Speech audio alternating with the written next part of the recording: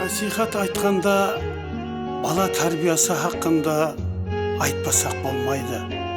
Бұл перзент ертеңгі келешегіміз, жолымыздың давамшысы болып есептелінеді. Бұл хақында пайғамбарымыздың алдына бір жігіт ізім сорап кіріп келіп, "Айтың я Расулалла, мен ұлы болған едім, ұлымның тәрбиясын неден бастасам екен?" деп сұрады. Сонда пайғамбарымыз жігітке қарап тұрып, "Қанша болды ұлы болғаныңызға?" деп сұрады.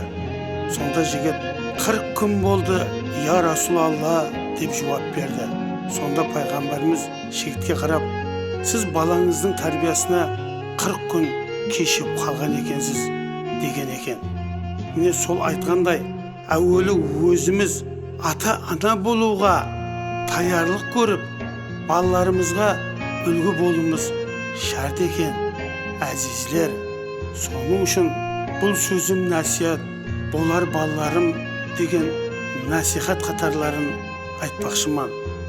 Балаңа үйретіп, бер тәртіп жастан, әйелге сөз айтың әуелі бастан, қол үзбең ағайын һәм қарындастан, бір күні ағайын керек балаларым.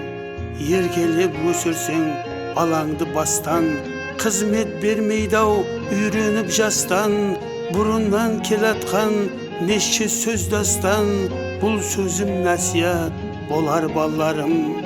Кім ерке өсірсе туған баласын, бір күн қапа етер ата-анасын, жастан тәрбиялаң адам баласын, бұл пәни насихат болар балаларым.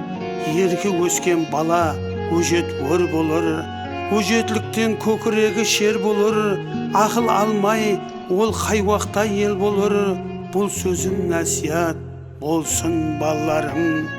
Ата-анаға көп минет болады бастан, кім ерке өсірсе баласын жастан, балаға үйретіп бер тәртіп бастан, бұл сөзім насихат болар балаларым.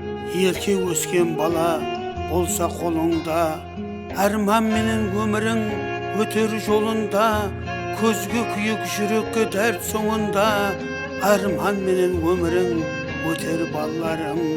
Ерке өскен бала пайда таппайды, ата-ананың кеулін хақ деп бақпайды, сөйлегенде сөзі халыққа жақпайды, бұл сөзім насихат болар балаларым.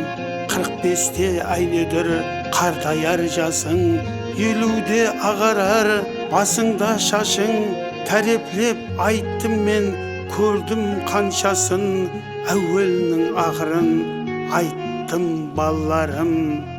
Әзиз достар, айтылған насихатларға әмел қылып, бұл пәни дүниядан сабақ алып, келешек әулеттің сана сезімлі, өткір ой пікірлі, бақытты саадатлы болуына үлес қосайық.